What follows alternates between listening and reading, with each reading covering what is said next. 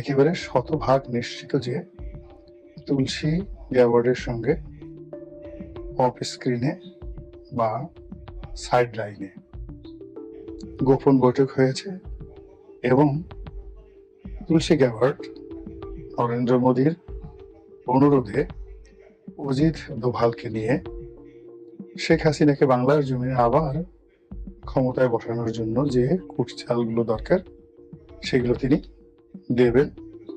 তারই প্রেক্ষিতে বাংলাদেশের শাসন ব্যবস্থা, সরকার ব্যবস্থা এবং সর্বোপরি এখানকার যে সংখ্যালঘুদের প্রতি নির্যাতন, এটি নিয়ে তিনি যে বক্তব্য দিয়েছেন তা সরকারের জন্য ভীষণ রকম বিব্রতকর। সরকার এখানে প্রতিক্রিয়া দেখিয়েছে।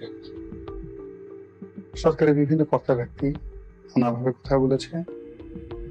সরকার বিরোধী যারা শক্তি তারা উল্লসিত হয়েছে। সরকারের যারা পক্ষের লোক তারা আবার মুহূর্তের মধ্যে উল্টে গিয়েছে। এই অবস্থাতে আওয়ামী লীগের যারা লোকজন তারা ফেসবুকে বিভিন্ন রকম উত্তেজনা তৈরি করছেন। আজ সমন্বয়করা পালাবে, কাল উপদেষ্টারা পালাবেন, কোনো অবস্থাতে কেউ যেন পালাতে না পারেন, এয়ারপোর্টে প্রহরা বসানোর জন্য বলা হয়েছে, ইত্যাদি আরো অনেক কিছু।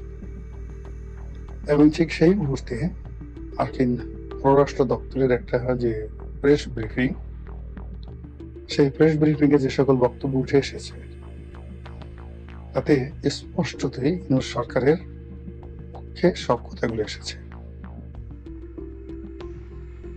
মার্কিন পররাষ্ট্র দপ্তরের বক্তব্যে ইউনূস সরকারের কর্মকাণ্ড সম্পর্কে মার্কিন যুক্তরাষ্ট্র অবহিত, সরকার যা করছে তাতে তারা খুশি এবং স্পষ্টতই সরকারের সঙ্গে তাদের একটা সমঝোতা রয়েছে, লেনাদেনা রয়েছে, এই ধরনের একটি বক্তব্য এসেছে। পররাষ্ট্র মন্ত্রণালয়ের বা পররাষ্ট্র দপ্তরের এই বক্তব্যের নেপথ্যে আরো কিছু নিয়ামক কাজ করতে পারে। অতি সম্প্রতি একজন সিনেটর বাংলাদেশ ভ্রমণ করেছেন, ডক্টর মোহাম্মদ ইউনূসের সাথে সাক্ষাৎ করেছেন এবং বলা হয়ে থাকে যে তিনি মার্কিন যুক্তরাষ্ট্রের বিভিন্ন যে আর্মস কোম্পানিগুলো রয়েছে যারা ওই দেশের সবচেয়ে প্রভাবশালী, ও দেশে আর্মস কোম্পানি এবং তেল কোম্পানি তারা সরকার পরিবর্তন করে ফেলে। এরকম আর্মস কমিটির যিনি চেয়ারম্যান ছিলেন মিস্টার কার্ল লেভিন, আমি একটা সময় যখন আমেরিকা ভ্রমণ করেছিলাম আমি তখন দেখেছি এই ভদ্রলোকের ক্ষমতা কোন পর্যায়ে।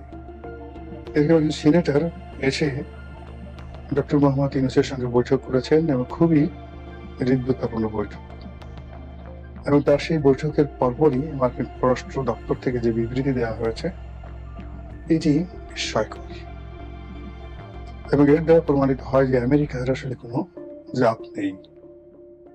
আপনি তাদেরকে কিনতে পারবেন, ব্যবহার করতে পারবেন, তাদের দ্বারা যুদ্ধ করাতে পারবেন, তাদের দ্বারা মানুষ মারতে পারবেন, আবার তাদের দ্বারা আপনি অনেক কিছু ঘটিয়ে ফেলতে পারবেন।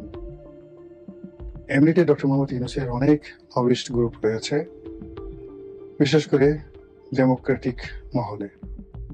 তারা নিশ্চয়ই এই সময় বসে নেই, কাজেই তারা কাজ করছে।